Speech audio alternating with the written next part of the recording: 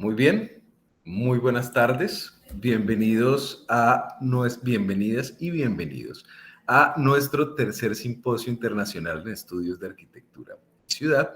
Para mí es un orgullo presentar a este equipo con el que hemos estado trabajando para que este simposio sea realidad. Un saludo al arquitecto Cristian Castiblanco, al arquitecto Yesid Bonilla, al arquitecto Ángel Castañeda y a la ingeniera Claudia Uribe, con quienes hemos estado trabajando para realizar la tercera versión de este sueño, que comenzó como un trabajo entre profesores y estudiantes, con el que después fuimos avanzando hacia un proceso internacional y que este año sigue con su proceso internacional y tiene la particularidad de vincular a nuestros estudiantes de maestría, que evidentemente pues es un logro para todos a nivel académico e investigativo.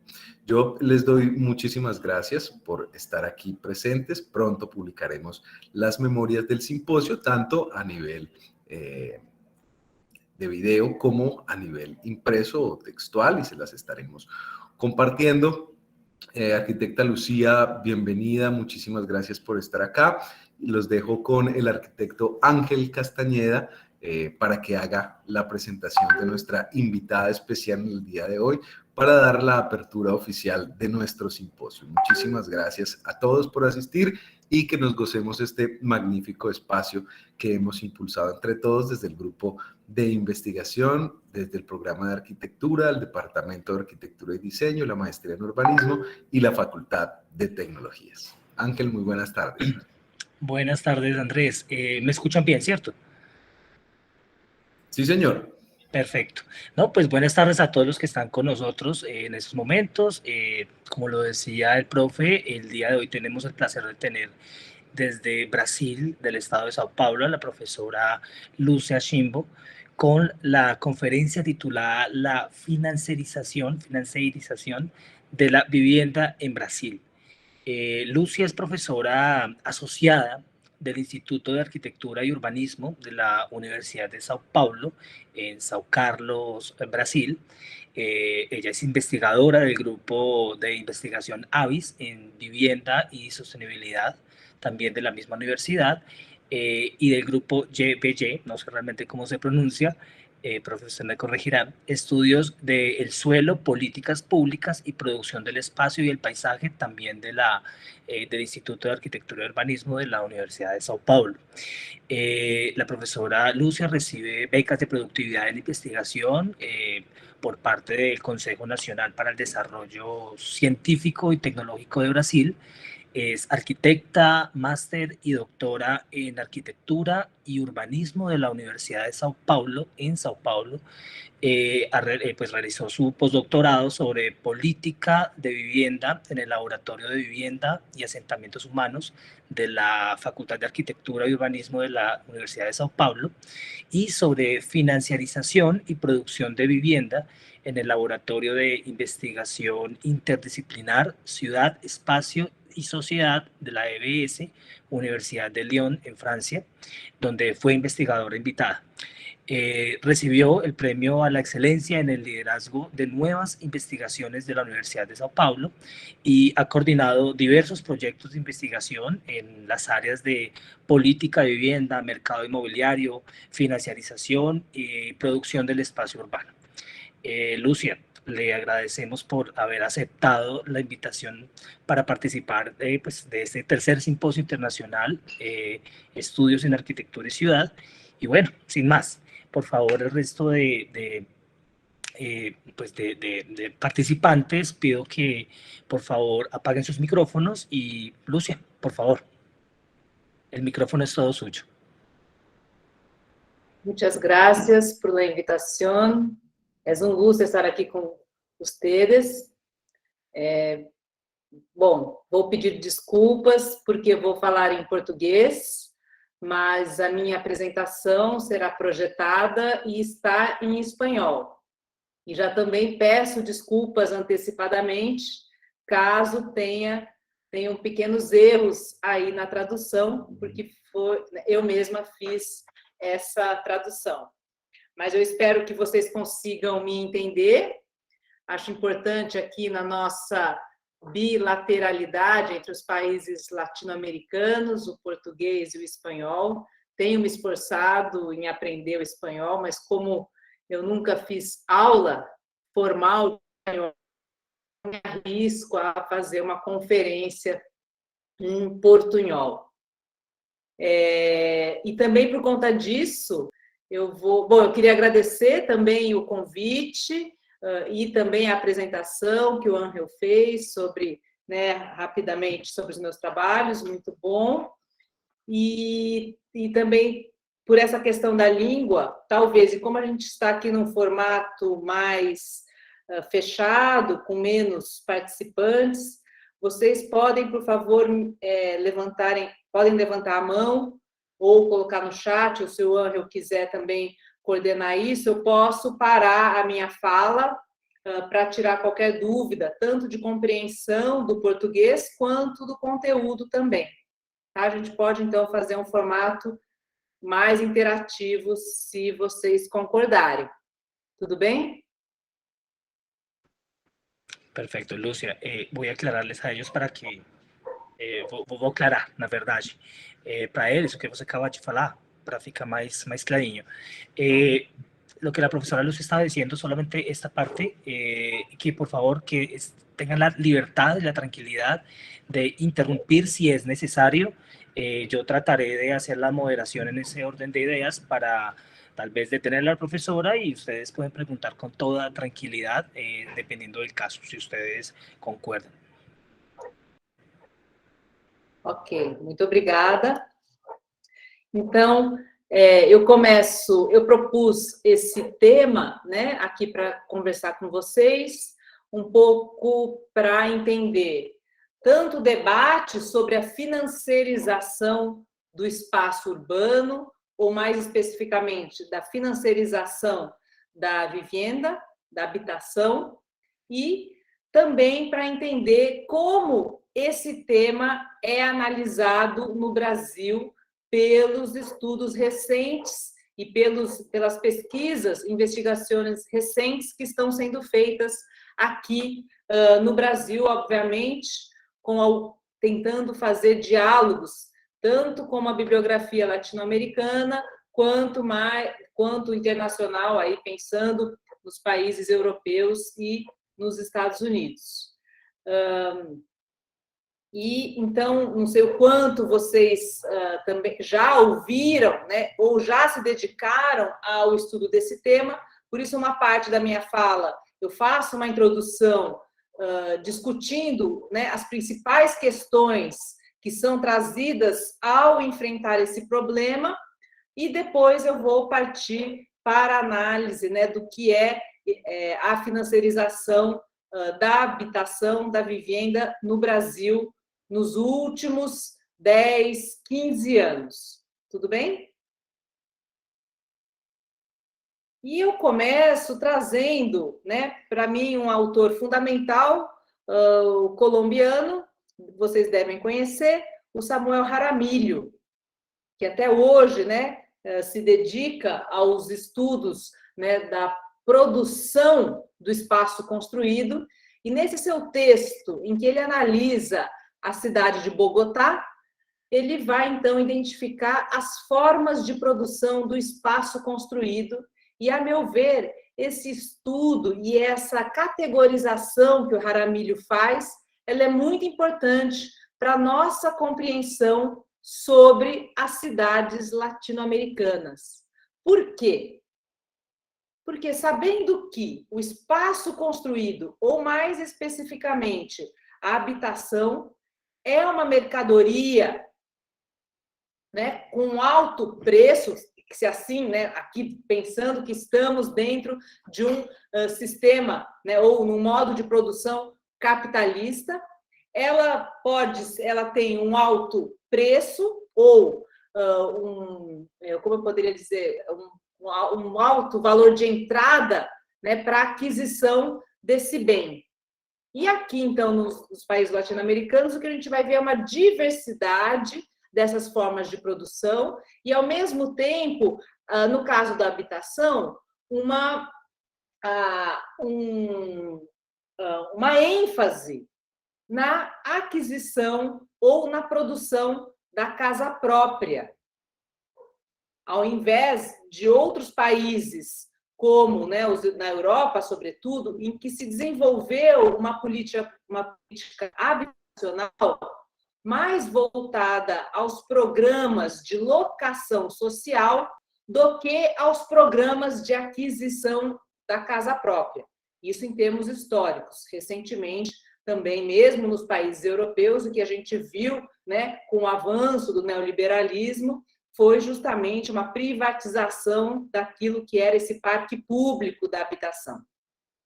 Então, mas voltando aqui, porque eu acho interessante essa concepção do Samuel Jaramillo, porque ele vai associar, ele vai articular as formas de produção e circulação do valor no espaço construído.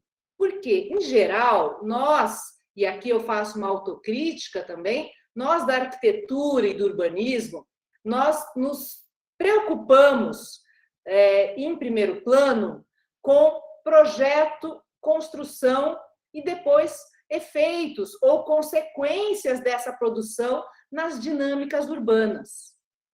Porém, há toda uma estrutura de provisão formada por diversas relações entre os agentes que vão propiciar que essa produção aconteça. É justamente essa estrutura de provisão que vai possibilitar, então, os recursos financeiros para que essa produção seja levada adiante. E aqui, nos países latino-americanos, o que a gente vê é uma diversidade dessas formas, principalmente uma forte presença, talvez até majoritária, do que o Samuel Jaramillo chama de autoconstrução, em que o morador autoproduz, né, a sua habitação, no caso, e aí o motor dessa produção, essa é uma outra questão muito importante nessa análise do Jaramillo, é identificar o motor da produção, e o motor da autoconstrução vai ser muito mais o valor de uso da habitação, né, o valor de uso dessa habitação para essa família, do que um valor de troca, né, no mercado. Mesmo que a gente saiba que hoje, né, mesmo nos espaços autoconstruídos, assentamentos precários, irregulares, favelas, etc., sabemos que essas unidades já são comercializadas, mas na sua origem, a motivação dessa produção vem da necessidade de um espaço para habitar, então relacionado a um valor de uso desses habitantes. Já a produção por encargo é aquela que talvez na arquitetura a gente estude mais, que é aquela em que nós temos um proprietário de terras que delega a um arquiteto ou a uma construtora, a um terceiro, a uma encomenda deste projeto e dessa construção. E aqui, então, eu já começo a estabelecer relações capitalistas, né, de contrato entre esses agentes. O proprietário, né, de terra ou da edificação, que vai encomendar essa edificação, né, para uma construtora, para um construtor, um arquiteto, um engenheiro, etc. Então, a produção por encargo, ou em português, a produção por encomenda. E aqui também a gente teria, obviamente, nós podemos ter um valor de uso quando a gente pensa nas classes médias, né, que vão lá, adquirem o seu lote e depois podem contratar um mestre de obras ou contratar um arquiteto, etc., para a sua casa, né, para construir a sua casa, mas pode ter essa origem do valor de uso, mas ela tem depois relações, né, entre os agentes que vão se estabelecer relações aí de contratação de serviços, mão de obra, etc. A terceira forma que ele identifica é aquela em que é a construção promocional privada, em que um incorporador, um desarrollador, essa empresa, uma única empresa, agencia terras projeto, construção e vendas. E aqui o motor fundamental é extrair lucro e rendas imobiliárias de todo o processo. Então, aqui seria um único agente ou alguns agentes, né, coordenando essa produção do espaço construído, no caso da habitação. E a quarta modalidade seria aquela que ele chama como a produção capitalista desvalorizada do Estado, em que o Estado, por meio das políticas públicas, faz esse agenciamento, aquisição de terras, contratação de arquitetos e engenheiros, contratação de construtores. E ele, então, passa, né, vai financiar tanto as obras quanto o consumo, o consumidor. Né? E aqui, vamos dizer, o motor dessa produção seria, em tese, né, um valor de uso para essa habitação, né, justamente sabendo que grande parcela da população não tem acesso, né, não tem como adquirir essa habitação na construção promocional privada e precisa de uma política de subvenção ou de intervenção do Estado. E essas quatro formas, então, coexistem nas nossas cidades. E é muito difícil a gente mensurar quantos por cento, por exemplo, das nossas casas são produzidas por autoconstrução, quantos por produção por encargo, quantas pela promocional privada, e a produção do Estado é mais fácil a gente mensurar, porque nós temos esses números, né, pelas próprias políticas. Mas, enfim, a gente sabe hoje, por exemplo, no Brasil, algumas estimativas chegam que aproximadamente entre 50% a 60%, né, das habitações sejam autoconstruídas. E o que a gente viu nos últimos anos, né, nos últimos 20 anos, aqui no Brasil e talvez em outros países latino-americanos, é essa zona cinzenta entre a construção promocional privada e a produção capitalista pelo Estado. Na minha tese de doutorado, eu chamei esse imbricamento, essa zona cinzenta, como vivenda social de mercado. Por quê? Nós temos subsídio público, financiamento público para a produção e para o consumidor, mas todo o agenciamento está aqui nas grandes incorporadoras. E é sobre esse tipo de produção que eu vou falar aqui com vocês. Mas antes de entrar nesse aspecto do Brasil, eu gostaria só de contextualizar o que, né, tem sido chamado internacionalmente como financiarização da habitação. Nós temos um marco dos países europeus anglo-saxões, que foi justamente pós-crise do subprime, 2008, 2009. E o que a gente vê, então, é um aumento dos estudos que vão procurar entender, primeiro, a crise, porque ela aconteceu, e com isso vão se identificar algumas tendências que vão mostrar esse processo de entrelaçamento entre habitação e finanças.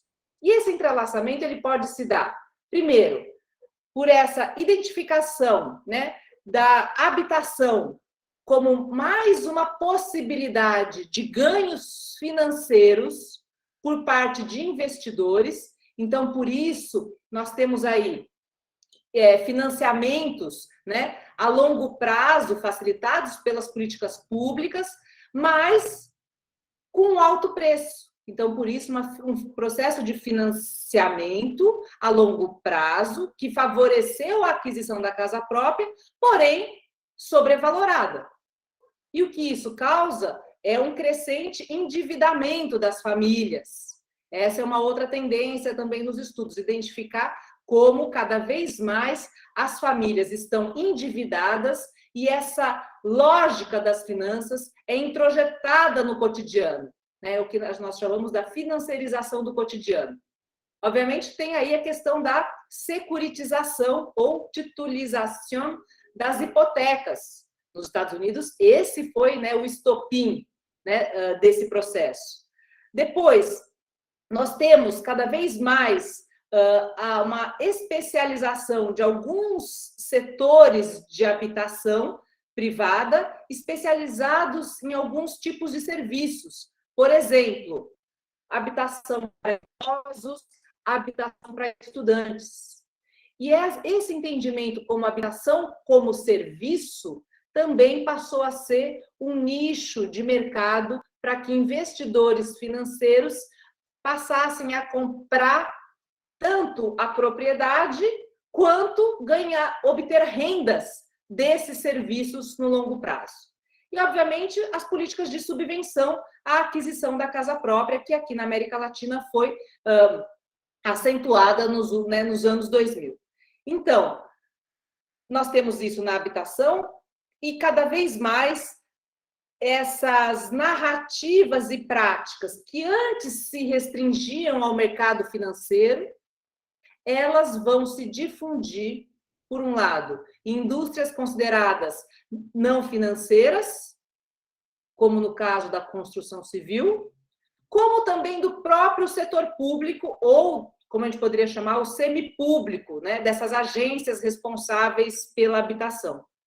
E o que recentemente, como eu destaco aqui nessa capa, desse número especial dessa revista, Housing Policy Debate, que foi um número especial coordenado pelo Manuel Albers, a Raquel Ronick e a Krishnan, não consigo ler aqui o primeiro nome, que eles foram, então, justamente procurar entender as tendências da financiarização da habitação no que eles chamaram nas periferias do capitalismo.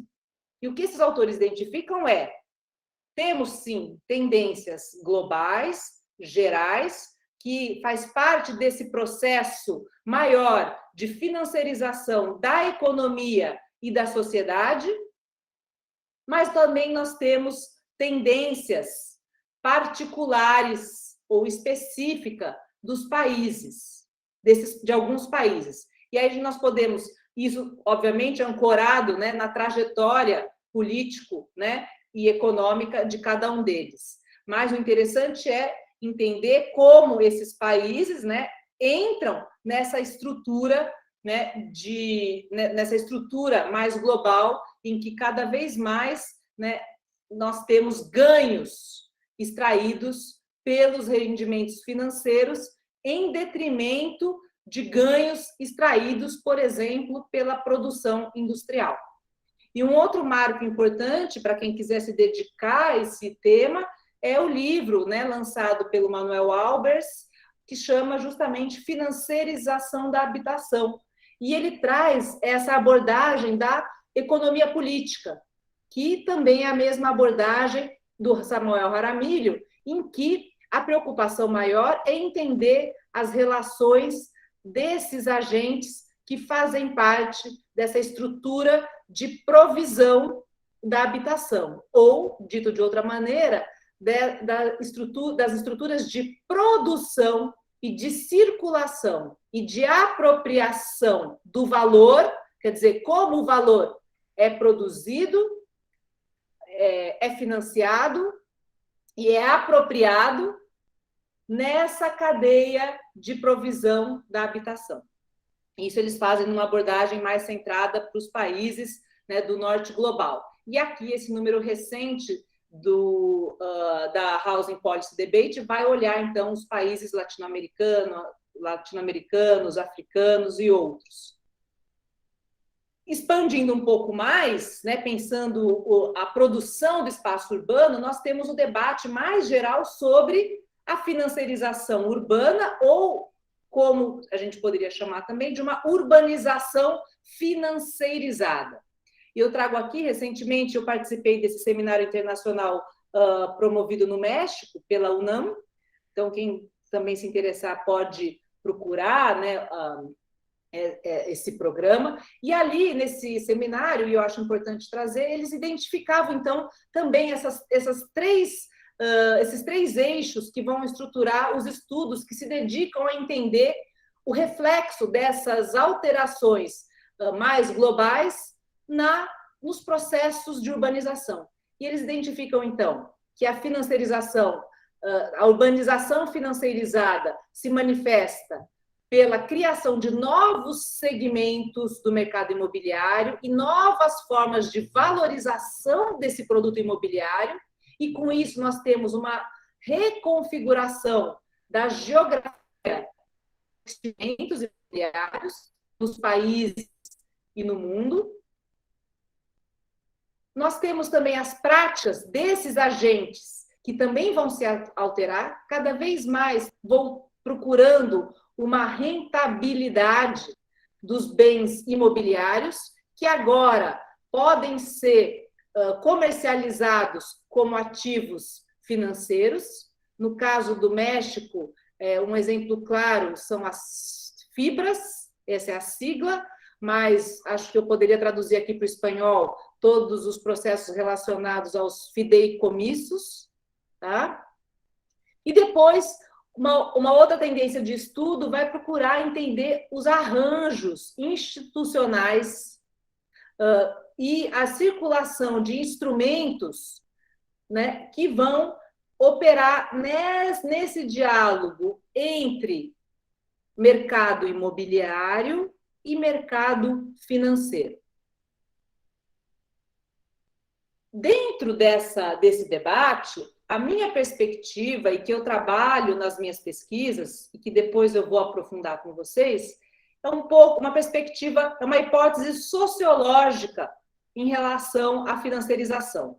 Eu trago aqui o trabalho da socióloga francesa Eve Chiapelot, que vai se inspirar, por sua vez, num trabalho já anterior do Power, desde o final dos anos 90, que vão procurar entender esse processo que eles chamam de colonização das empresas e das políticas públicas por instrumentos financeiros. Então, paralelamente a esse circuito, né, de capital que vem das finanças e vai para o imobiliário, aqui seria entender um circuito paralelo de circulação que seriam relacionados aos conhecimentos, as técnicas e os instrumentos que vão fazer com que os bens imobiliários possam ser comercializados no mercado financeiro. Então, as minhas pesquisas procuram identificar como esses conhecimentos, técnicas e saber fazer que vêm das finanças, como eles vão se difundir nas atividades de incorporação, desenvolvimento, construção, avaliação e valorização, e depois no próprio planejamento urbano. Tá? Então, é entender a financiarização não só como esses fluxos de capitais, né, de um mercado global, né, de uma finança genérica, abstrata, mas entender como isso, de fato, se materializa nas práticas dos agentes que vão participar, né, no caso, daquela forma de produção da habitação, num misto entre habitação promocional, capitalista, com financiamento público. Tá? Então, por isso que ela coloca a ideia de uma financiarização como um processo sociotécnico, porque ele está embebido de práticas sociais e está embebido também de técnicas e instrumentos. E aí, para analisar, né, esse processo de financiarização na habitação, eu vou trazer aqui um programa que acho que a maioria de vocês já conhece, que é o programa Minha Casa Minha Vida, que foi vigente no Brasil de 2009 a 2019. Formalmente, ele foi extinto em 2020, no comecinho de 2020, e que foi implementado pelo governo Lula e seguido, né, em 2009, seguido depois pelo governo Dilma e se manteve até o governo Temer, e quando entra o Bolsonaro, isso se desestabiliza e agora nós temos um outro programa que se chama Casa Verde e Amarela. Mas eu vou trazer, então, aqui os estudos, né, e uma pesquisa recente que eu fiz nos grandes promotores imobiliários nos últimos 5 anos. E o que interessa saber aqui? No Brasil, naquele momento, né, nós já tínhamos uma trajetória em que grandes empresas começavam a produzir ao que eles identificavam como segmento econômico ou segmento popular.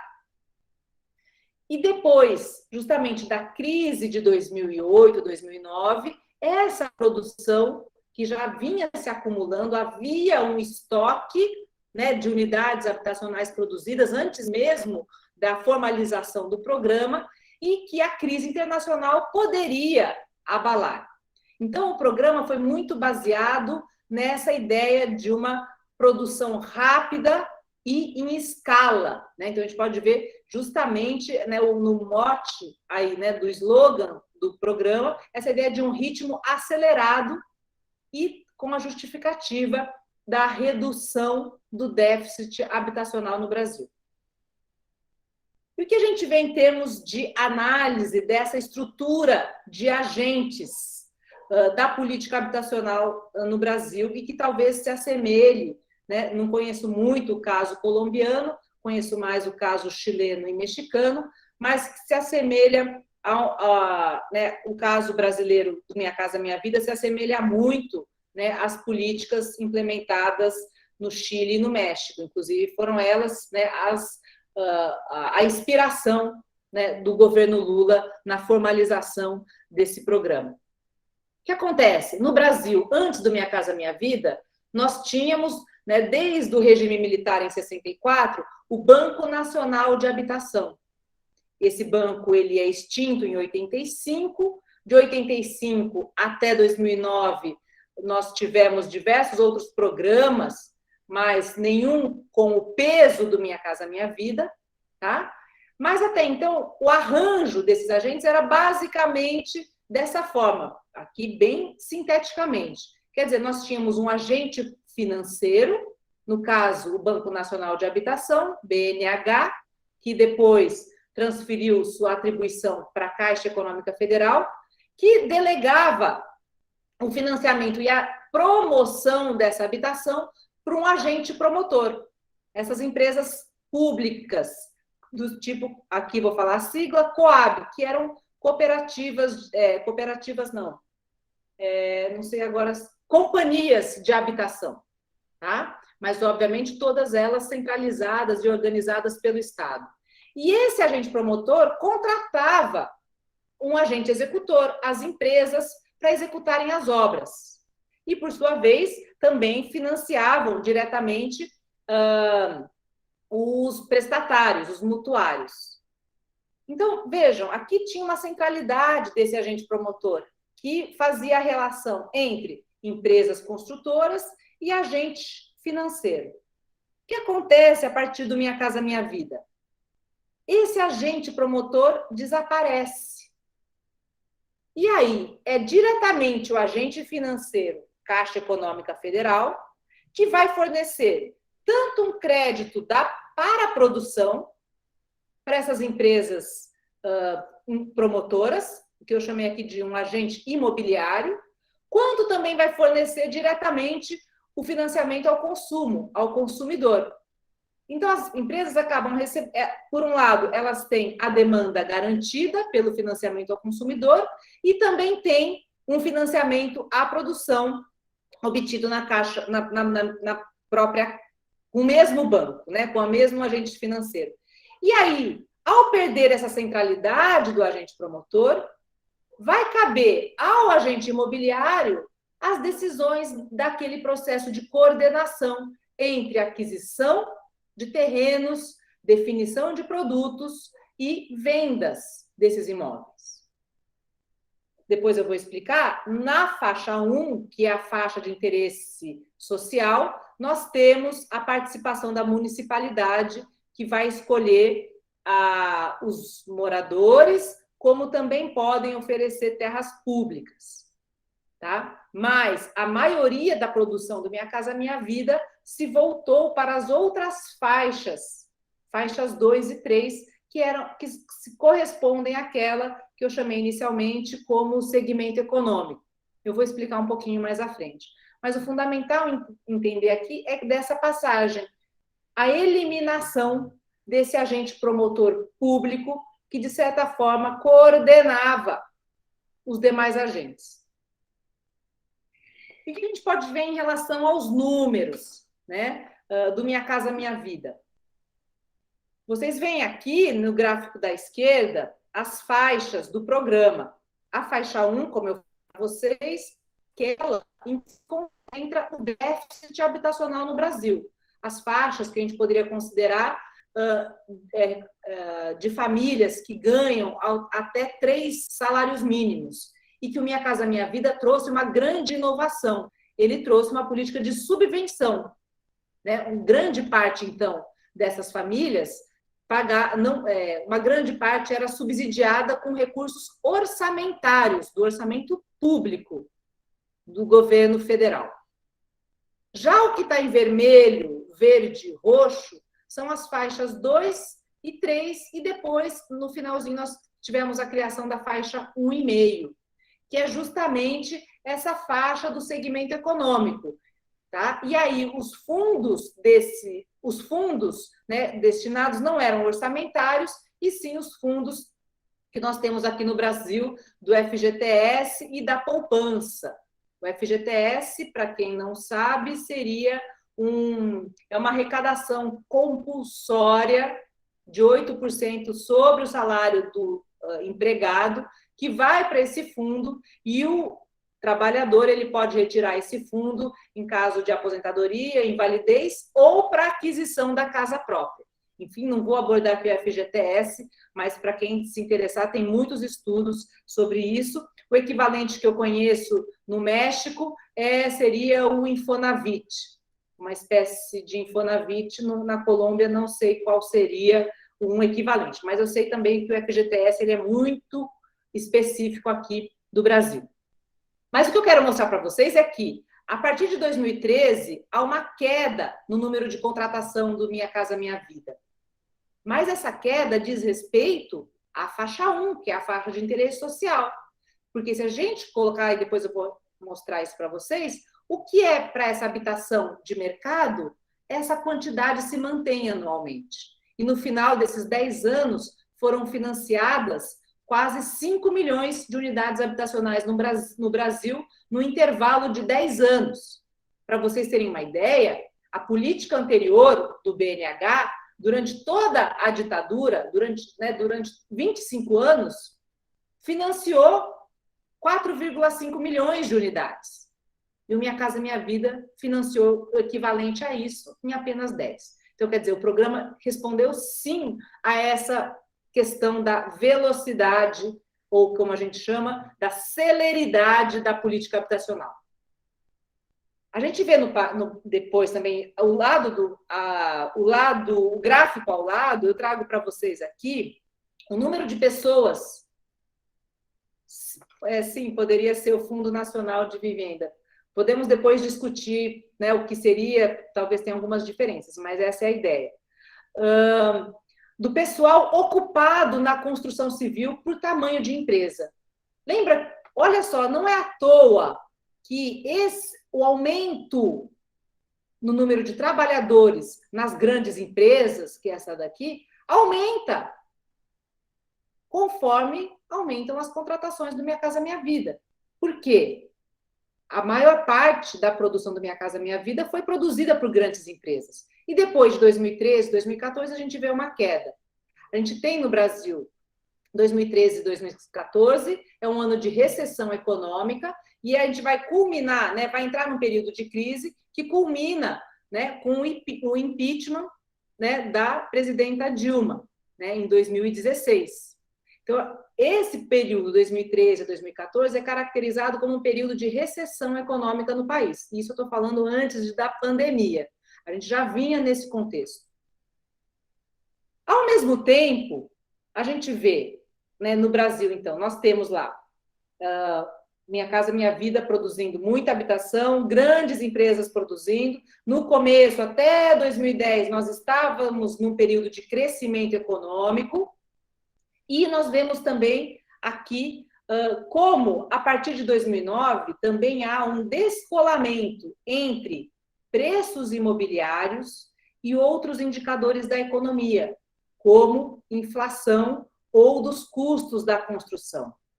Por isso que os estudos da financiarização da habitação também se dedicam a entender esse descolamento dos preços imobiliários em relação aos outros indicadores da economia. Então, aqui em vermelho, esse indicador é um indicador para avaliar as garantias dos bens imóveis financiados pela Caixa. Então, a gente vê como os preços imobiliários sobem numa proporção muito mais elevada, num ritmo muito mais elevado do que os indicadores como, em azul, da construção civil, os preços, os custos da construção civil, e em verde, a inflação, o Índice Nacional de Preços ao Consumidor. Então, aqui só para reforçar, né, esse período, então, nós temos de 2008, né, a 2009, aqui eu trago um período de crescimento, né, do PIB brasileiro, obviamente em 2009 com uma queda, mas o mais gritante aqui, de novo, é como a partir de 2014 a gente vê então esse período de recessão econômica, e nesse gráfico eu trago a variação da participação do setor da construção civil nesse PIB nacional. E o que a gente vê, né, em cinza claro, é que essa variação para baixo, foi muito maior na construção, né? Então, nós vemos, a partir de 2014, aparentemente, um período de crise, né, no setor da construção. E já na economia, já caracterizado como um período de recessão econômica. E o que isso interessa aqui para os nossos estudos sobre a habitação? Por um lado, o que a gente vê? Aqui eu procurei ressaltar aqui que, mais ou menos, aquela fatia da vivenda social de mercado, do segmento econômico, ela se mantém, ou até ela aumenta nos últimos anos, em detrimento da diminuição dos financiamentos para a faixa 1, que é a de interesse social. E aqui também a gente vê, em 2014, tá vendo? Um corte, né, uma redução drástica, né, na contratação de pessoal nas grandes empresas.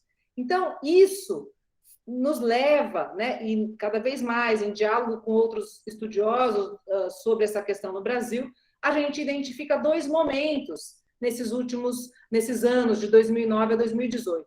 Um momento que foi caracterizado por que a gente poderia chamar de um boom imobiliário, e depois, no segundo momento, um momento de pós-recessão econômica a partir de 2014. E isso também é importante, esses dois momentos também vão se caracterizar pelos estudos que foram produzidos nesses dois momentos. Então, o que a gente vê? No Brasil, a gente teve muitos estudos que analisaram essa relação entre promotores imobiliários e a produção de habitação, cada vez maior e potencializada pelo Minha Casa Minha Vida. Por um lado, o que se viu, né, os estudos que se dedicaram a entender a essa política de crédito à habitação, via os dois sistemas que nós temos vigentes hoje no Brasil, o sistema de financiamento da habitação, com esses dois fundos que podemos considerar como paraestatais ou semipúblicos, que eu disse para vocês, o FGTS e a poupança, e nós temos também um sistema financeiro imobiliário, criado em 97. Depois, um outro grupo de estudos se dedicou a entender como esses agentes privados, essas grandes construtoras e incorporadoras, começaram a se dedicar à produção de habitação. Antes, essas grandes empresas incorporadoras se restringiam ao segmento de médio padrão ou de alto padrão. Então, essa expansão, né, dessas empresas para esse novo nicho de mercado que é o segmento econômico. E aí, além disso, esses incorporadores foram impulsionados, capitalizados pela abertura de capital na Bolsa de Valores. Eram empresas com estruturas, né, locais, de propriedade de famílias brasileiras, que abrem seu capital e, portanto, passam a ter investidores internacionais, investidores institucionais e outros tipos de acionistas na estrutura de propriedade dessas empresas. E por isso que uma parte dos estudos vai tentar entender como as práticas desses agentes mudaram, tendo em vista a entrada desses novos acionistas. E o que a gente vê também é essa produção em escala e padronizada. E aqui teve muito trabalho de arquiteto, né, para poder chegar nessa otimização de alguns modelos, alguns padrões que foram carimbados aí nas nossas cidades brasileiras.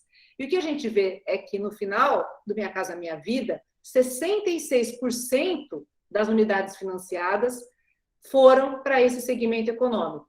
E apenas 44% para a faixa 1, que seria a faixa de interesse social. E aqui eu trago alguns livros, né? Tanto a minha tese, se vocês se interessarem também, ela foi traduzida para o espanhol, como Vivenda Social de Mercado, está disponível. Um outro estudo é a Luciana Royer, que se dedicou sobre o que ela chama da financiarização da política habitacional, que é justamente essa transformação do FGTS num fundo cada vez mais rentável. O livro da Raquel Ronick, que também foi traduzido para o espanhol, não sei como é a tradução no espanhol, mas no português é A Guerra dos Lugares, a colonização da terra e da moradia na era das finanças. E esse outro livro da Beatriz Rufino, que vai analisar, né, as cidades do Nordeste no Brasil.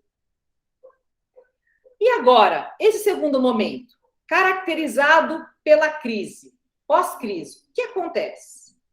Os estudos já estão mostrando, por um lado, crise nesses grandes promotores. A gente já viu lá, né, como diminuiu o número de trabalhadores. Mas o que a gente vê é uma reestruturação desse segmento. Então, nós temos, antes a gente tinha uma grande concentração, uma diversidade, né, de empresas se dedicando a essa produção, e o que a gente vê no pós-crise é a concentração cada vez maior em algumas delas, em alguns grandes grupos. Então, se a gente tinha antes 12 grandes empresas se dedicando ao segmento econômico, depois da crise nós temos apenas 5. E aqui eu trago no gráfico do lado direito, para a gente ter um pouco essa noção do investimento nas obras por forma de produção.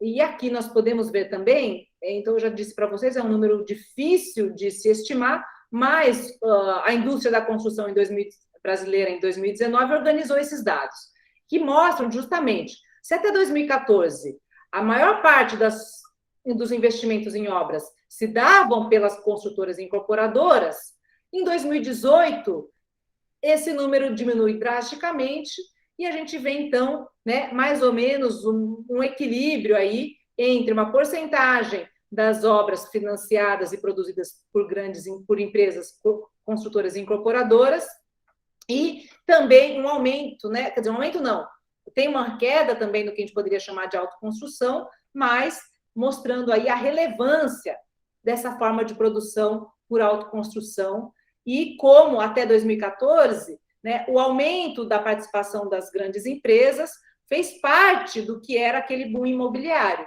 E depois, pós-crise, nós vemos, então, né, continua a autoconstrução e teve, então, uma redução na produção por essas grandes empresas. Mas só para mostrar como é muito relevante. Eu estou trabalhando aqui com vocês, eu estudei as grandes empresas, mas é muito relevante nos países latino-americanos a forma de produção por autoconstrução, tá? E o que a gente vê também nesse segundo momento? Cada vez mais há uma tendência de crescimento da securitização ou titulização, no espanhol, desses ativos. O que acontece? Muitas famílias se endividaram ao contrair esses financiamentos. O que a Caixa Econômica Federal fez? Juntou essas dívidas em pacotes, em certificados, os CRIs, certificados de contas a receber, em português, certificado de recebíveis imobiliários. e comercializou esses certificados na Bolsa de Valores. E cada vez mais, então, nós temos, né, nesse segundo momento, a securitização dessas dívidas. E eu trago para vocês aqui um mapa da cidade de Ribeirão Preto, que é aqui perto de São Carlos, uma cidade considerada média, de 600 mil habitantes.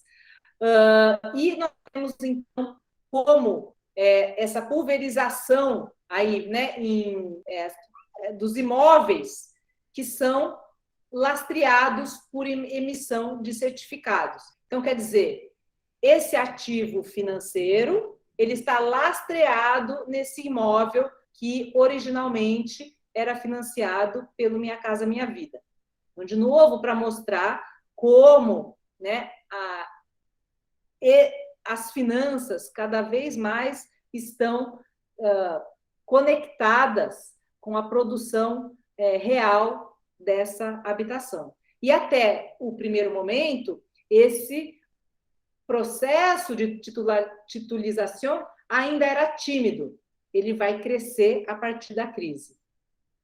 E o que a gente vê também, que talvez seja muito interessante aqui para os arquitetos e urbanistas, é uma mudança, um câmbio na escala, né, dos condomínios. Aliás, essa é uma outra característica. A produção do faixa 2 e 3, do segmento econômico, ela é a forma de propriedade, majoritariamente é condomínio, vertical ou horizontal, na maioria das vezes fechado, murado. E o que a gente vê é uma mudança brutal da escala do primeiro momento para o segundo momento. Então, se lá no comecinho do Minha Casa Minha Vida, em média, esses condomínios tinham 170 unidades por condomínio, hoje, em 2018, nós temos condomínios com 7 mil unidades e que foram financiados pelo Minha Casa Minha Vida.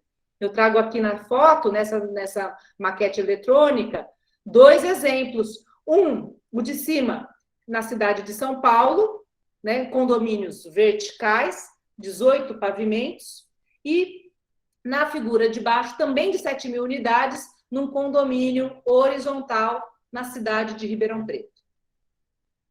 E o que a gente vê também, é interessante para os arquitetos e engenheiros também, é uma mudança no sistema de construção. O que a gente vê? Até no primeiro momento, a maior parte dessa habitação foi construída com alvenaria estrutural. Não sei se eu fiz a tradução correta, mamposteria estrutural. E o que a gente vê depois, no segundo momento, é o muro, a parede de concreto estrutural.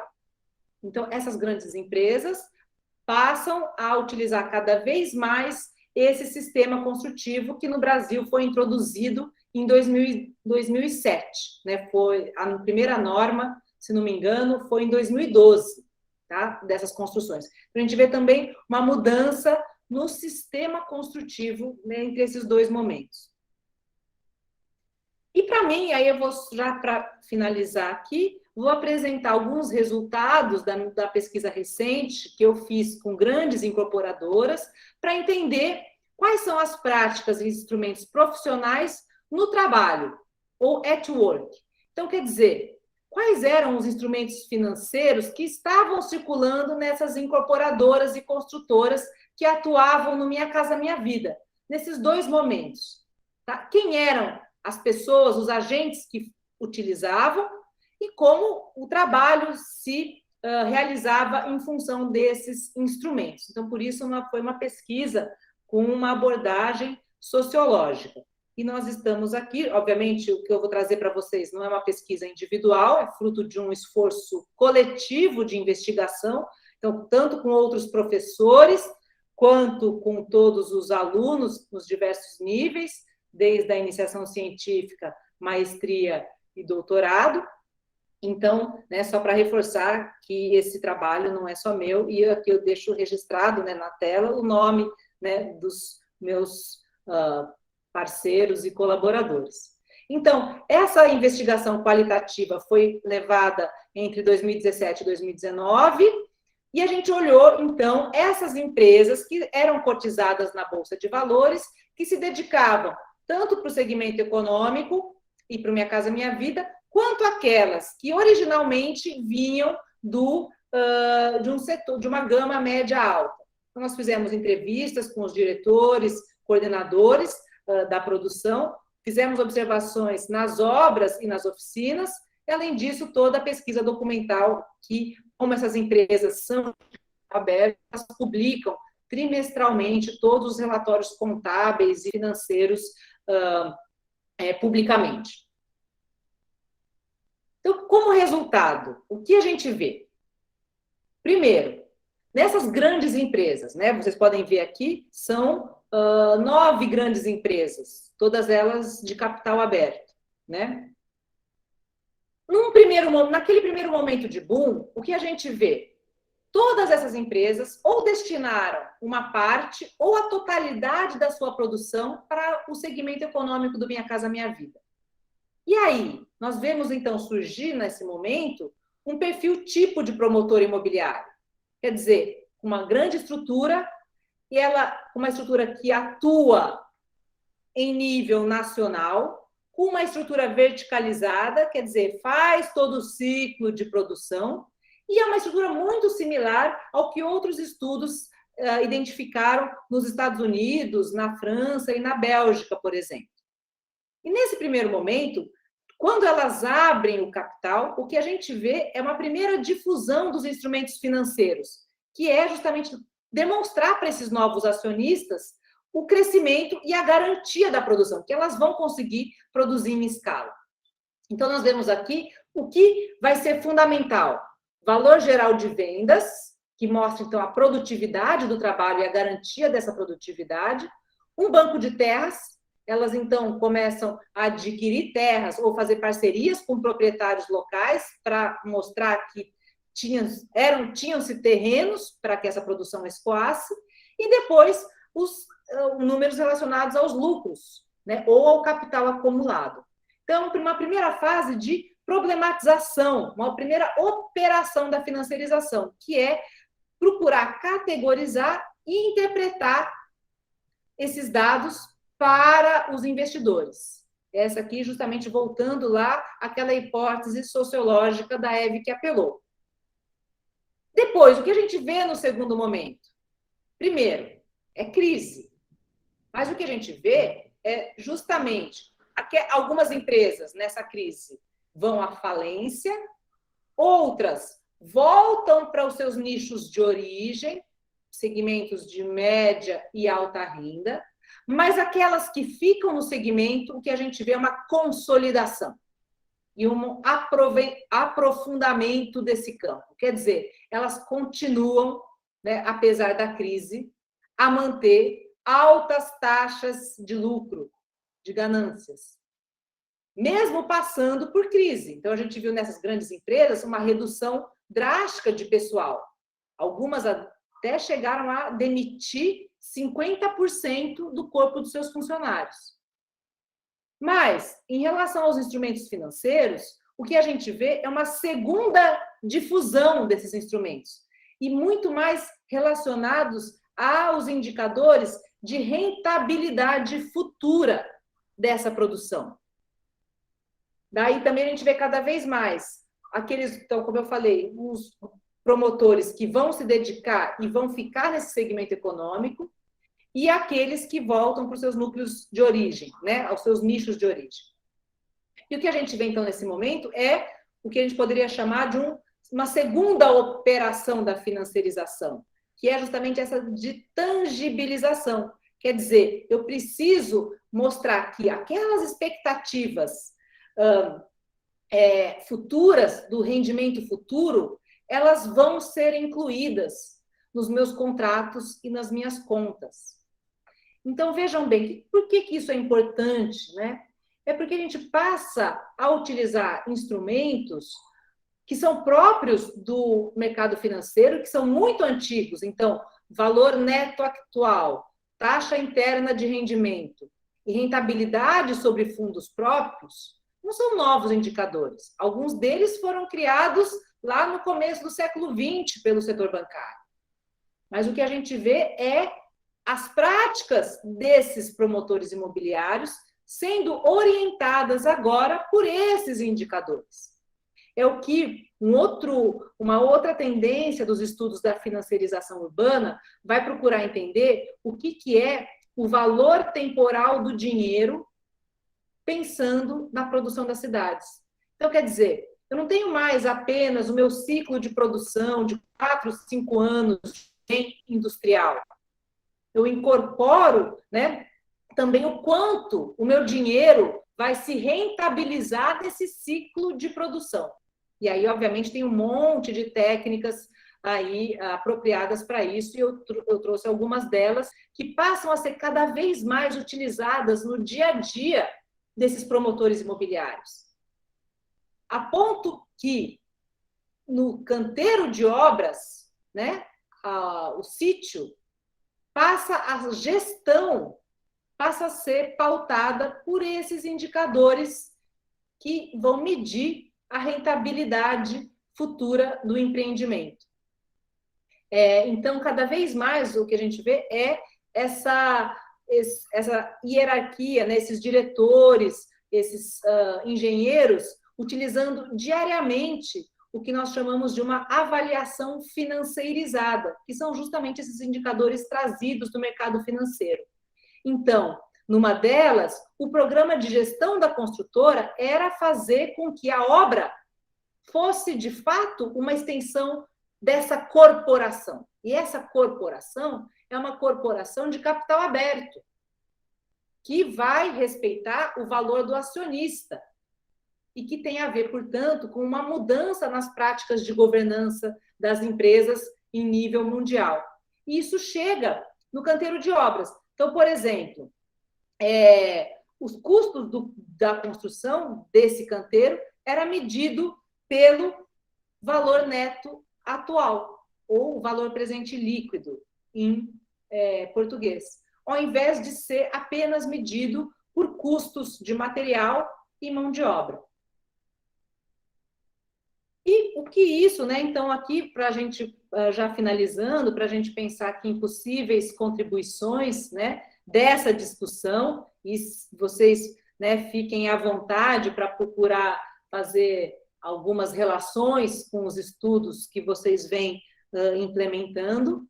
Mas uma primeira questão diz respeito a essa ideia de que as finanças não são consideradas como uma entidade abstrata, mas sim como relações sociais atualmente existentes entre agentes e profissionais que vão trabalhar na produção, no financiamento e na valorização da habitação. E aqui eu trago o trabalho, para quem se interessar, da Rachel Weber. Deixa eu até pegar aqui para vocês. Nesse livro, Como a Finança Construiu Chicago. E ela vai analisar esse momento de, né, from boom to bubble, né, do boom até a bolha. Muito interessante. Recomendo fortemente a Rachel Weber. E aí, em relação aos estudos da financiarização, ainda que elas tenham uma natureza variada e localizada, dependendo da trajetória histórico, política, econômica dos países, é possível identificar padrões de financiarização da vivenda nos países considerados da periferia do capitalismo. E aquele número que eu indiquei para vocês, da revista Housing Policy Debate, organizado pelo Manuel Albers, pela Ronick e pela Krishney, vão mostrar, então, o que são esses padrões globais e em que medida eles estão subordinados ou em que medida os padrões locais se diferenciam desses globais. Mas também é possível identificar padrões comuns entre os países considerados da periferia do capitalismo. Como, por exemplo, eu tentei fazer aqui para vocês, né, as semelhanças das políticas habitacionais lá do boom imobiliário entre Brasil, México e Chile.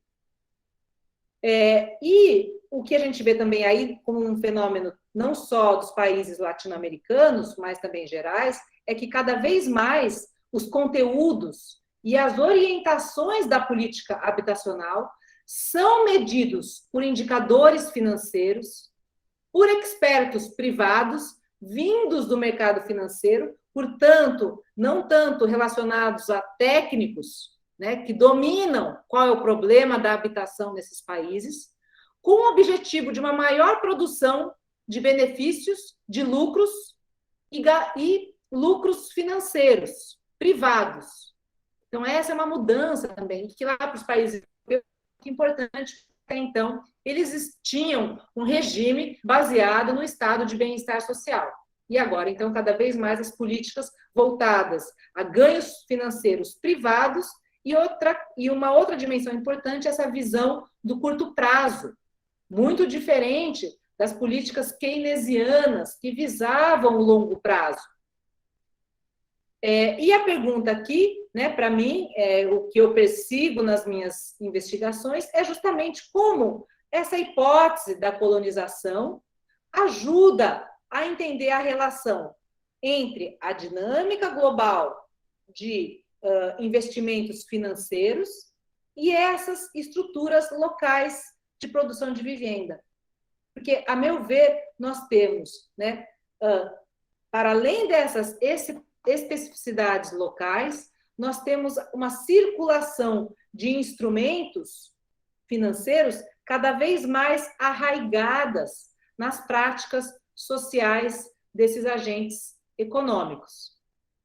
Então, uma maneira da gente perceber esses vínculos da habitação com as finanças é justamente procurar entender como os profissionais que participam todas essas fases, financiamento, projeto, obra, vendas da habitação, como essas práticas e instrumentos vão se alterando de acordo com uma estrutura mais global de um padrão de acumulação de riqueza, cada vez mais voltado para uma acumulação financeira e não industrial. Era isso.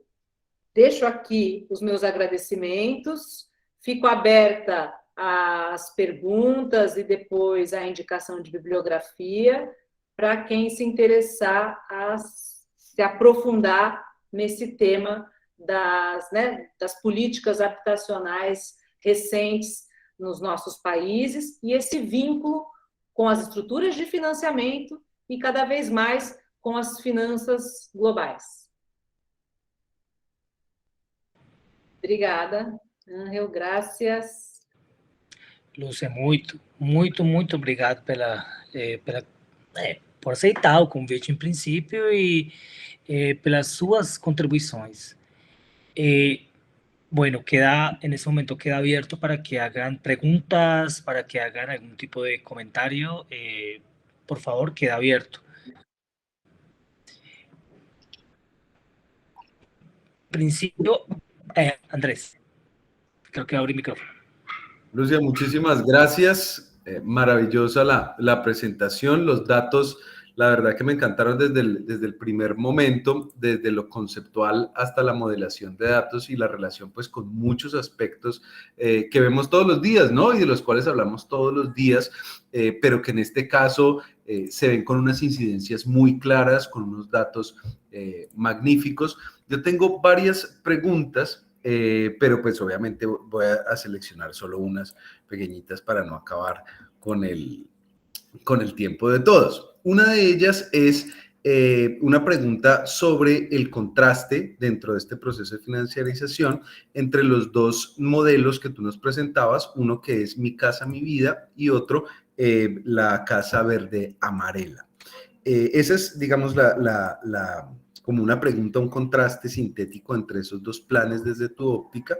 Y en segunda instancia, esa visión que presentabas allí en datos sobre que finalmente la inversión y el rendimiento financiero de estos proyectos de vivienda no inciden en el mejoramiento de las condiciones laborales ni en el incremento de las fuentes de ingresos para los más necesitados, sino a unas lógicas expansivas del capital internacional.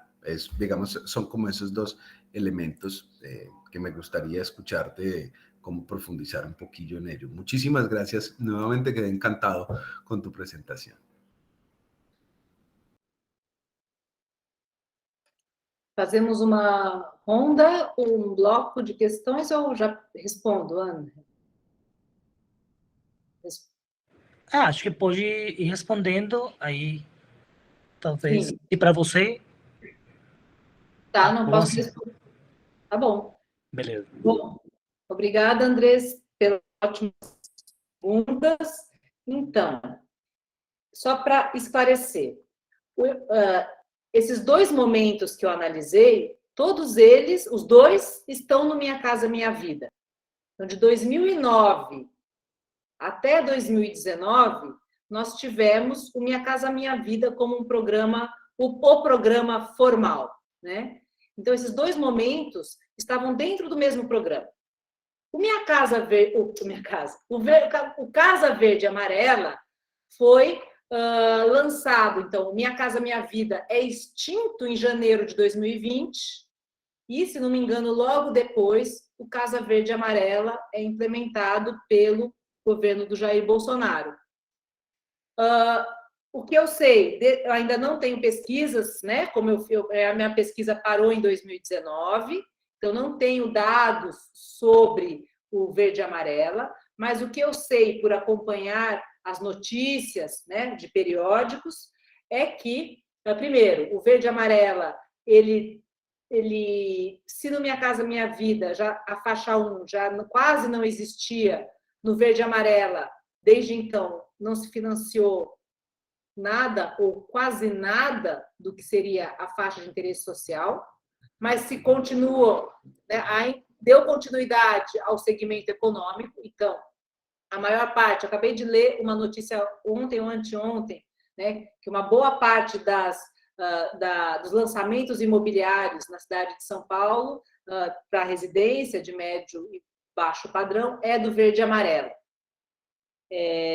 Mas, de novo, então, quer dizer, o verde e amarela vai agora se restringir, né, às faixas do segmento econômico. Antes, no Minha Casa Minha Vida, pelo menos nós tínhamos o faixa 1. E o que nós vemos no verde e amarela é aquele mecanismo de titulização, securitização de dívidas, ele vai ser exacerbado. Quer dizer, é uma diretriz do programa, né, proceder a esse processo de transformar as dívidas adquiridas pelos consumidores em ativos, né, em certificados financeiros que são comercializados na Bolsa de Valores. Então, antes, isso não no Minha Casa Minha Vida, essa prática não era tão comum, ela vai ser mais para o finalzinho do Minha Casa Minha Vida. E agora, isso, no verde e amarela, é institucionalizado. Acho que isso da primeira pergunta, não posso muito avançar no verde e amarela, porque não tenho dados, resultados ainda de pesquisa.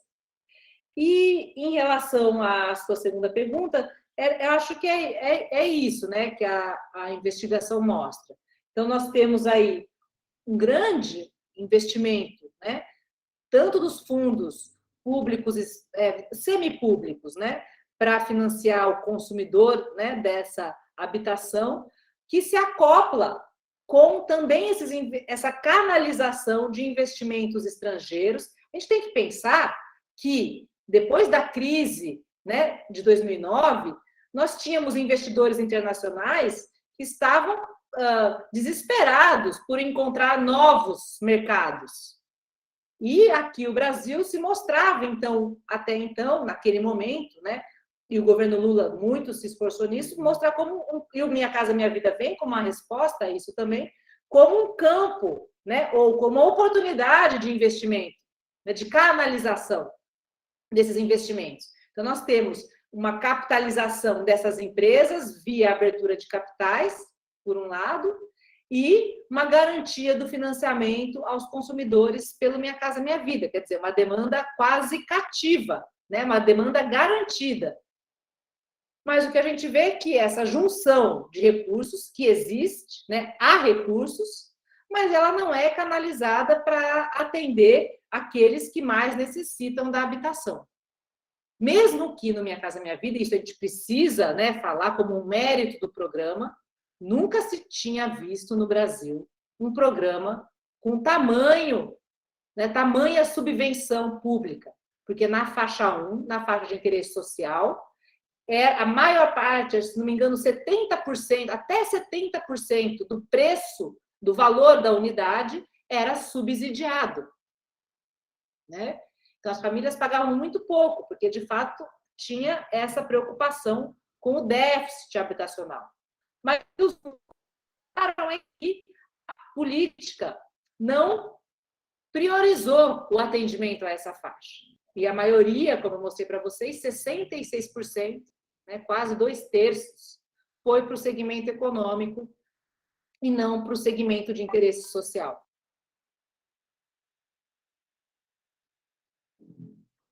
Muchas gracias. Ángel. Yo fui levantando la mano aquí. Bien, Lucia, yo quería hacerle una pregunta. Tal vez un poco más en tónica de resumir o de englobar como lo que usted ha mencionado. En principio, pues creo que queda claro que todos esos procesos lo que generan son profundos cambios en las ciudades y en las metrópolis. No sé, mutaciones en la organización y funcionamiento de la ciudad, cambios en los mercados,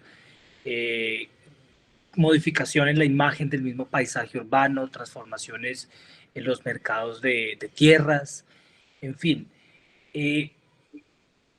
Lo que ocurre es que aquí, por ejemplo, nosotros, digamos que el programa se encuentra ubicado en una ciudad intermedia.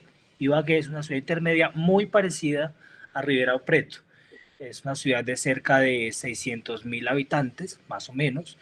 Y lo que encontramos acá justamente es ese fenómeno de expansión, de periferización de la misma ciudad, una expansión sin control sobre lugares muy específicos donde hay intereses inmobiliarios, donde lo que se hace básicamente es pasar de forma muy ágil terrenos privados a terrenos públicos para desarrollos inmobiliarios.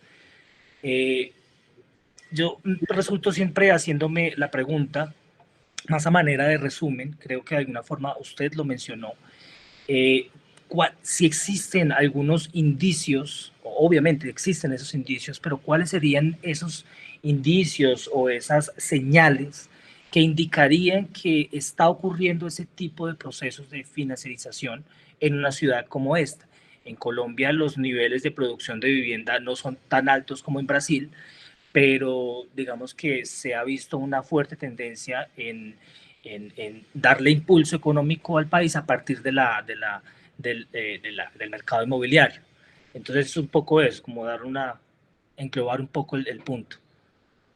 Ótima pergunta. Bom saber que a cidade de vocês é próxima ao tamanho, né, a Ribeirão Preto, porque Ribeirão Preto é uma cidade que eu venho me dedicando agora a estudar. Então, é isso. Muitas vezes a crítica que se faz aos estudos de financiarização é: bom, mas isso se restringe às grandes metrópoles. Esses investidores internacionais, eles querem investir naqueles mercados que eles sabem que eles vão ter retorno garantido, os mercados considerados AAA, né? Inclusive, os investidores internacionais, eles classificam as cidades de acordo com esses investimentos, né? Com essa garantia de investimentos. Até uma outra pesquisa também, numa outra oportunidade, posso trazer para vocês, né? Esse processo de classificação internacional de cidades pelos consultores imobiliários internacionais. Eles fazem esse tipo de classificação. Então, a princípio, esses investidores, né, não estariam numa cidade como Ribeirão Preto ou, desculpa, esqueci como se pronuncia a cidade. Ibagué. Ibarré. Ibagué. Ibarré, tá? Eu falei Ibagé, tá, Ibarré, certo. Não se interessam, né? Talvez não tenham aí empresas com capital aberto? Então, a gente pode analisar por duas vias esse problema, ou por, bom, algumas, mas vou priorizar aqui duas vias. A primeira é pensando quem são essas empresas que estão produzindo, né, essa expansão urbana, que aqui em Ribeirão Preto, nos últimos 10 anos, a área de expansão urbana aumentou 80%, enquanto a população não cresceu nem 10%. Mas os planos diretores, as últimas revisões dos planos diretores, justamente urbanizável, justamente atendendo aí, né, às arenas locais, né, com os incorporadores imobiliários, né, ampliando, né, estendendo, tá? Enfim, então, primeiro, entender quem são essas empresas, né? Se há empresas de capital aberto ou se empresas locais. Aí a gente pode chegar em Ribeirão Preto, nós temos as duas. Empresas locais fortes, que vão promover esses espaços de valorização e de expansão urbana para os segmentos econômico e de alta renda, mas nós vamos ter também as empresas de capital aberto que vão atuar em Ribeirão Preto via Minha Casa Minha Vida ou agora o Verde e Amarelo, que são essas grandes empresas que eu analisei, que eu falei para vocês, que se mantêm lá, né? Essas grandes empresas do segmento econômico, que talvez aí na Colômbia não tenha, em função, né, talvez porque nós tivemos o Minha Casa Minha Vida. Mas, a partir dessa hipótese sociológica da colonização por instrumentos financeiros, nós podemos procurar entender como, hoje, o incorporador imobiliário ele faz os seus cálculos. Então, eu vou colocar para... Então, daí a gente poderia entender que, no meu caso, vendo lá Ribeirão Preto, mesmo nos incorporadores imobiliários locais, o que a gente identificou foi que eles também usam esses indicadores financiarizados. Vou dar um exemplo, talvez fique mais fácil. Vocês conhecem a obra do Christian Topalov, francês que analisou os promotores imobiliários na França nos anos 70. Que eu acho que a lógica, o que ele descreve ali, até pouquíssimo tempo atrás, era válido. Que ele falava, olha, como o promotor imobiliário ele faz o cálculo para saber se aquele empreendimento vai trazer lucro, né? Ele faz uma conta invertida, né? Ele vai, olha, então eu tenho os meus custos de construção, eu tenho a minha margem de ganância, de lucro, e eu tenho o meu preço final. Então, portanto, o que sobra aqui, aí eu preciso saber quanto eu vou pagar pelo terreno, que é uma entrada fundamental. E ele faz essa conta invertida, quer dizer, eu tenho o preço final, que no nosso caso era dado, né, que é dado pelo programa habitacional, eu tenho meus custos, eu tenho minha margem de lucro, e aí sobra uma porcentagem que eu posso pagar pelo terreno. E aí, então, esse raciocínio, né, é muito utilizado até hoje pelos incorporadores. Ele vai falar, olha, eu posso pagar até 10% do meu valor geral de vendas num preço de terreno. O que acontece, que a gente já verificou hoje, né, em Ribeirão Preto, com esses incorporadores? Que eles continuam raciocinando dessa forma, mas cada vez mais eles vão pensar, bom, além disso, o meu empreendimento, ele precisa ter um fluxo de caixa rentável nos pelo menos 5 anos, que é o ciclo da incorporação. Então, eles já estão operando, né, utilizando esses métodos, né, de fluxo de caixa descontado, valor presente líquido, para analisar a viabilidade do empreendimento. Então, aí, é essa abordagem, né, que eu levo nas minhas pesquisas para procurar entender essa colonização ou essa entrada desses instrumentos, dessas práticas no cotidiano daqueles profissionais que lidam com projeto, construção e financiamento de habitação. Então, cada vez mais, pelo que eu observei aqui em Ribeirão Preto, pelo que eu observei em São Paulo, esses profissionais estão, mesmo que eles não aprendam na escola, na graduação, porque não tem nos cursos de graduação, né? Nem da engenharia nós temos, talvez uma parte no mestrado, enfim. Eles vão aprender na prática, e cada vez mais isso tem relatos, né, de que nos últimos anos, a partir de 2008, 2009, eles fizeram cursos, aprenderam a lidar com esses indicadores financeiros para medir tanto o seu trabalho, né, de produção no canteiro, quanto para testar a de viabilidade dos empreendimentos. Enfim, então eu veria, né, nós podemos ver, por um lado, pela estrutura de capital dessas empresas e, por outro, pelas práticas que acontecem no cotidiano. E, obviamente, o que a gente vê é que, nesse conjunto, né, a lógica, né, a que eles vão responder não é uma lógica, né, de uma cidade compacta, uma cidade sustentável ou uma cidade menos desigual, né? Os investimentos, as localizações e o produto imobiliário, né, o desenho dessa habitação, ele vai estar pautado nessa análise de maximização de lucros e rendas, né, tanto financeiras quanto fundiárias.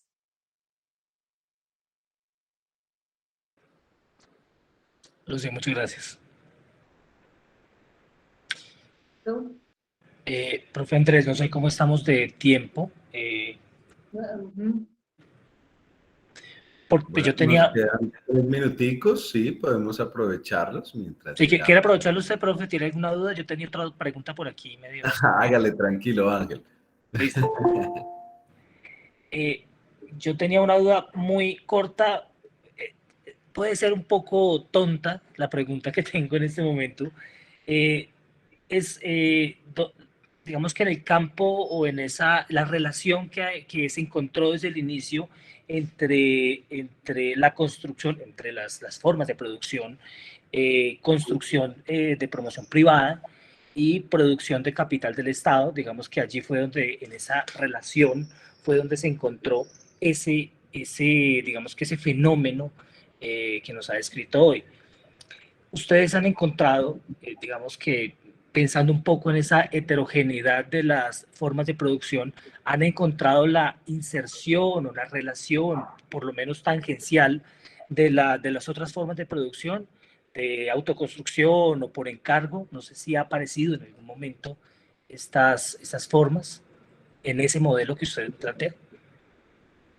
Bom, pela autoconstrução, nós poderíamos pensar que, e aí os estudos antropológicos e sociológicos vão dar conta disso, escapam um pouco aqui dos nossos estudos urbanos, mas vão procurar analisar como é esse cotidiano das famílias cada vez mais endividadas, né? Seja pelo endividamento para aquisição da casa própria, seja pelo cartão de crédito, enfim, pela bancarização, né, da população mais pobre, que até então não era bancarizada, e como então isso vai pautar, né, o financiamento ou a dívida, vai pautar o ritmo da vida. Então, essa é uma outra dimensão. Também podemos entender esse processo como, cada vez mais, se esses preços não estão regulados, estão pautados pela maximização de lucros e rendas, esses preços, cada vez mais essas famílias estão pagando um preço mais caro da habitação e, portanto, um preço maior de se viver na cidade. E, por isso, vários autores vão associar o processo de financiarização aos processos de despossessão ou de expoliação. Tá? Então, porque não é mais agora que essas famílias não têm acesso à infraestrutura urbana, mas elas estão sendo expoliadas financeiramente e do ponto de vista imobiliário, porque elas estão pagando muito caro por esse produto, porque esse preço, como a gente mostrou lá, descolou dos outros indicadores, né, da economia real. Bom, mas aí uma outra pesquisa que que está sendo já feita, mas eu não tenho me dedicado, é entender como agora essas novas fintechs, startups vinculados ao empreendedorismo social estão chegando nas favelas e nos assentamentos precários, propondo, por exemplo, financiamento à melhoria habitacional.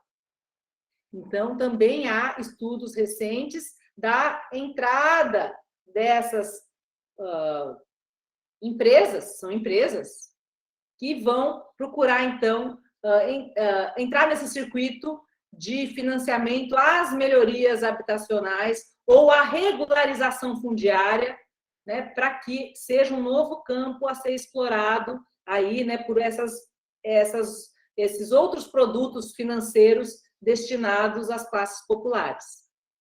Tá? Então, eu viria por esses dois. E, recentemente, mas ainda é muito pequeno, na cidade de São Paulo, tem um movimento, tem já uma tendência de investidores financeiros comprando edifícios, né, para locação social. Mas ainda é residual. Tá? Obrigado, Dulce. ¿Alguien tiene alguna otra duda? Profe, el micrófono es suyo. ¿No? Agradecer a la arquitecta Lucia de verdad por brindarnos este espacio. Estamos muy agradecidos y muy felices por su presentación. Le deseamos muchísimos éxitos. Por supuesto, la invitamos a asistir a nuestras demás conferencias del simposio. Voy a aprovechar que tengo el micrófono abierto para darle mi aplauso, que es algo que a veces se pierde cuando estamos en esta virtualidad. Los mayores éxitos nos deleitaremos, por supuesto, socializando la abundante publicación o las muchas publicaciones que tiene usted a nivel de investigación. Ángel, muchísimas gracias de verdad por esta invitada tan especial. Y bueno, continuaremos con las demás conferencias del simposio. Lucia, muchísimas gracias. Muchas gracias. Foi um gosto estar aqui com vocês e espero encontrar-los em outras oportunidades. Claro que sí. Pronto esperamos que sea completamente presencial nuestro simposio Sí. post-pandemia. Sim, espero. Muchas gracias. Obrigada, Andrés. Un abrazo. Hasta luego. Chao. Bueno, voy a detener un momento.